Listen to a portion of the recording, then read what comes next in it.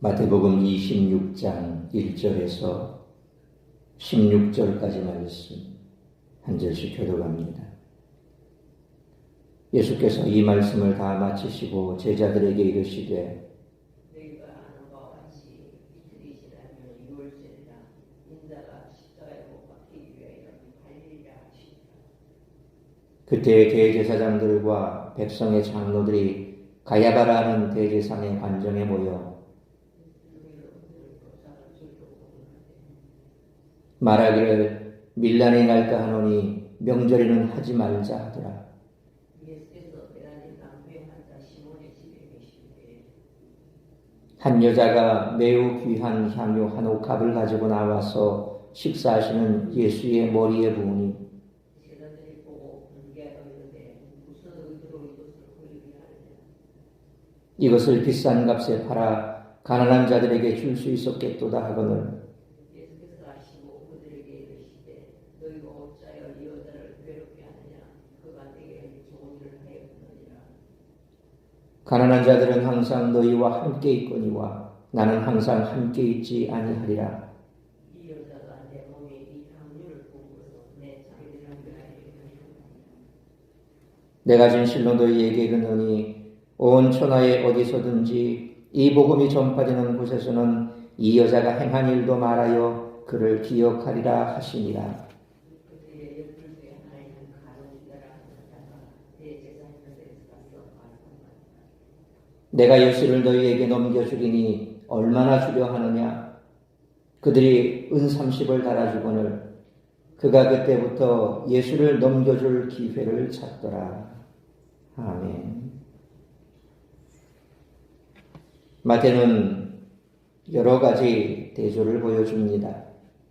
하나님은 하나님의 뜻을 신뢰하며 당신의 죽음을 담대히 예고하신 반면 대제사장과 백성의 장로들은 예수님을 명절에 붙잡는 것이 불가능하다고 판단했습니다. 제3자들은 영적 어둠과 탐욕에 빠져 있던 반면 당시 사회에서 열등하게 여겨졌던 여인은 예수님을 감동시키는 깊은 의미의 헌신을 보여줍니다.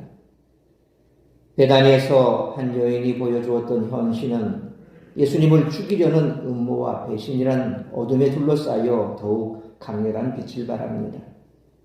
빼앗으려고만 하는 자들이 있는가 하면 아낌없이 주려는 자들도 있었습니다. 많은 것을 얻으려 했던 자들은 결국 아무것도 얻지 못했고 오히려 자신을 내어주며 헌신한 자들에게는 온 천하에 전해지는 복음의 주역이 되는 영광이 주어졌습니다. 이런 대조를 보며 독자들은 자신이 어떤 삶을 살아야 하는지 또한 어느 편에 서야 하는지 생각하게 됩니다. 오늘 본문은 또한 무엇이 더 중요한지에 대한 질문도 던져주고 있습니다. 가난한 자들에게 나눠주는 것 또한 귀한 일이지만 가난한 자들을 돌보시는 분을 기려야 하는 의무가 우리에게 있음을 일깨워줍니다. 300데나리온, 은 30, 둘 다 비교적 가치가 큰 그런 돈이지만 그와 비교할 수 없이 소중한 것이 있음을 기억해야 합니다. 또한 받는 것보다 주는 것이 오히려 더 복되다는 말씀을 상기시킵니다. 예수님의 순환기사는 어둡게 시작하는 것 같지만 그 와중에 소망과 생명의 빛이 함께 빛나고 있음도 기억해야 합니다. 그 빛은 지금도 온 천하에 비추고 있다는 것입니다. 시편 2편 1절로 3절 말씀에서 이스라엘의 왕이 기름 부음을 받을 때 세상의 군왕들이 대적하는 모습을 묘사한 것처럼 마태는 예수님이 기름 부음을 받으실 때 그 배경에 주님을 죽이려고 모의하는 자들과 기름 부음에 반대하는 제자들이 있었음을 보여줍니다. 따라서 이와 같은 오늘 본문의 말씀을 통해 우리들이 깨달아야 할 것은 첫째로 1절로 5절 말씀처럼 십자가 사건은 하나님의 섭리 안에서 예수님이 주도하신 일이었다는 것입니다. 마태는 1절 말씀처럼 이제 예수님의 가르침이 마무리되고 남은 것은 십자가뿐임을 알립니다. 예수님은 2절 말씀처럼 이제 6월절에 어린 양이 되셔서 십자가에 달리실 것임을 말씀하십니다. 3절로 4절 말씀처럼 예수님이 제자들에게 이를 말씀하시는 그때 대제사장과 장로들은 대제사장의 관정 곧 관사의 뜰에 모여 예수님을 죽일 계획을 세우고 있었습니다.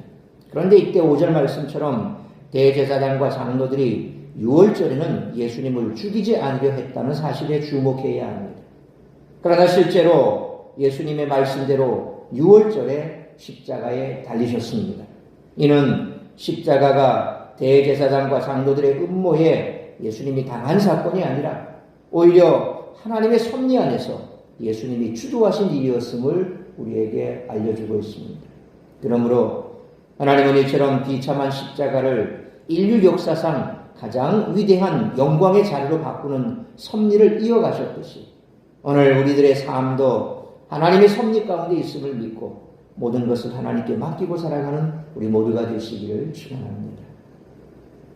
두 번째로 6절로 13절 말씀처럼 예수님은 십자가에서 돌아가실 왕으로 등극하시기 위해 기름 부음을 받으셨다는 것입니다. 마치 다윗이 아버지의 집에서 은밀하게 기름 부음을 받았듯이 예수님은 6절로 7절 말씀처럼 성전이나 왕궁이 아닌 베다니의 나병 환자 시몬의 집에서 기름 부음을 받으셨습니다. 그런데 제자들은 이를 낭비로 여겼는데 이들은 마치 왕의 머리에 붓는 기름을 팔아 가난한 자들을 돕자고 주장한 꼴이 되고 말았습니다. 8절로 9절 말씀처럼 이들은 의도하지 않게 예수님이 기름 부음 받으시는 것을 반대하는 역할을 한 것입니다. 이는 제자들이 이 기름 부음의 의미를 깨닫지 못했기 때문에 일어난 일이었습니다. 그래서 예수님은 10절로 12절 말씀처럼 이 여인이 당신께 좋은 일을 했다고 하시면서 내 장래를 위함이라고 알려주십니다. 이는 대관식 때 왕에게 기름 붓는 것을 시신의 기름을 바르는 것과 동일시하심으로써 예수님이 왕으로서 등극하심이 곧 십자가에서 돌아가심임을 암시하는 것입니다. 예수님이 기름 부음 받은 것은 이처럼 제자들조차 깨닫지 못할 정도로 초라한 장소에서 간소하게 이루어졌습니다. 그러나 이 일은 13절 말씀처럼 복음이 전파된 곳 어디에서나 계속 전해질 중요한 사건입니다. 그러므로 예수님께서 기름 부음을 받으신 것은 십자가에서 돌아가시기 위해서였던 것을 몰랐던 제자들처럼 십자가를 외면하고 살아가지 않는지 늘 우리 자신을 돌아보는 우리 모두가 되시기를 축원합니다. 세 번째로 14절로 16절 말씀처럼 예수님은 배신의 아픔 속에서도 묵묵히 십자가로 나아가셨다는 것입니다.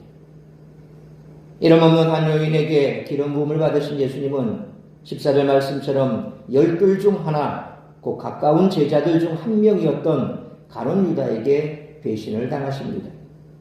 누가복음 22장 3절 말씀이나 요한복음 13장 2절 말씀에서는 사탄 또는 악령에 의해 유다가 배신했다고 한 데 비해 마태는 의도적으로 유다가 대제사장을 찾아가 얼마나 주려느냐고 제안했다고 함으로써 유다를 조열한 자로 묘사하고 있습니다.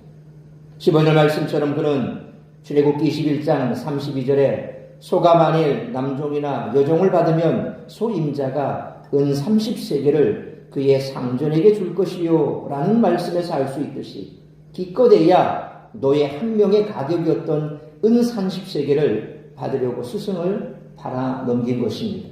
소위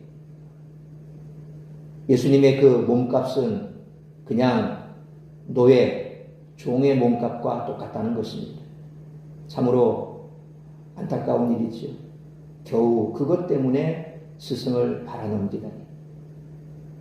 결국 가룟 유다의 생각이 얼마나 물질에 사로잡혀 있었고 또 그가 생각했던 내가 따라다녔던 3년씩이나 허비했던 나의 스승이 이것밖에 되지 않는가, 그 분노감이 얼마나 크게 달했는가.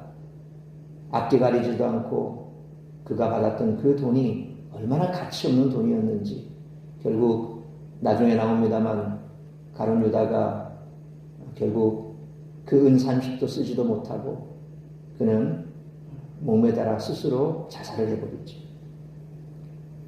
마태는 예수님을 열심히 따른다고 하는 사람들 중에도 얼마든지 예수님을 떠나는 배교자가 될 수 있음을 경고하고 있습니다. 우리 주변에서 실제로 그런 일이 일어난다고 해도 낙심하지 말아야 합니다. 주님은 그 모든 악에도 불구하고 구원을 이루시고 영광을 받으시기 때문에 그렇습니다.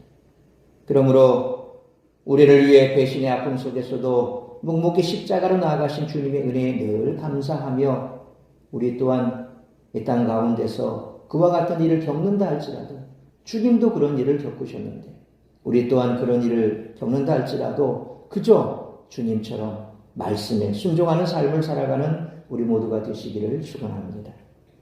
사랑하는 성도 여러분, 예수님은 대적하는 무리와 제자의 배반 가운데 장차 십자가에서 돌아가심으로 왕이 되실 것임을 한 여인의 기름 부음을 통해서 나타내셨습니다. 그러므로 우리는 그 위대한 역사를 이 땅 가운데 선포해야 합니다. 악한 세상의 거센 파도 속에서도 하나님의 역사는 반드시 이루어짐을 담대히 선포하며 내가 져야 할 십자가를 지고 주님 가신 길을 쫓을 수 있는 우리 모두가 되시기를 주님의 이름으로 축원합니다. 기도하겠습니다. 걸어가신 아버지 하나님, 은혜와 사랑을 감사합니다.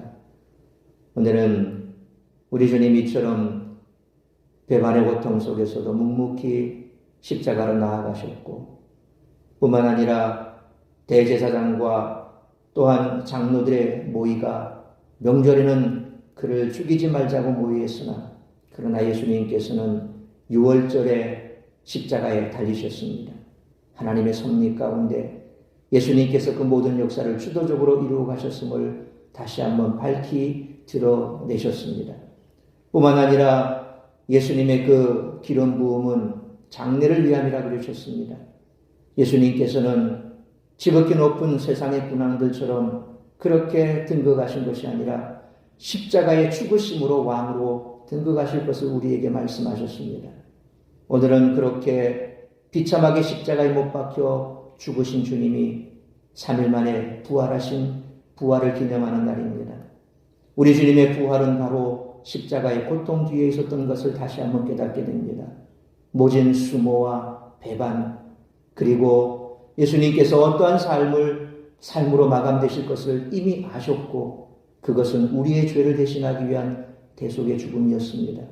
그 일을 이루시기 위해 주님은 묵묵하게 그 십자가를 지셨던 것입니다.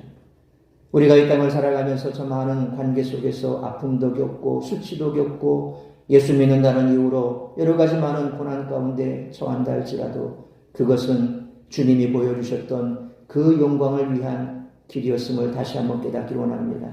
그러므로 우리가 당하는 그 수치와 또 우리가 당하는 그 모진 고난들 역시도 주님께서 이미 다 겪으셨고 또한 영광의 자리로 나아가셨던 그러한 일을 기억하면서 장차 내게 주어질 그 영광을 생각하며 오늘도 내가 져야 할 그 십자가 지고 묵묵히 나아가는 우리 모두의 삶이 되게 하여 주옵소서.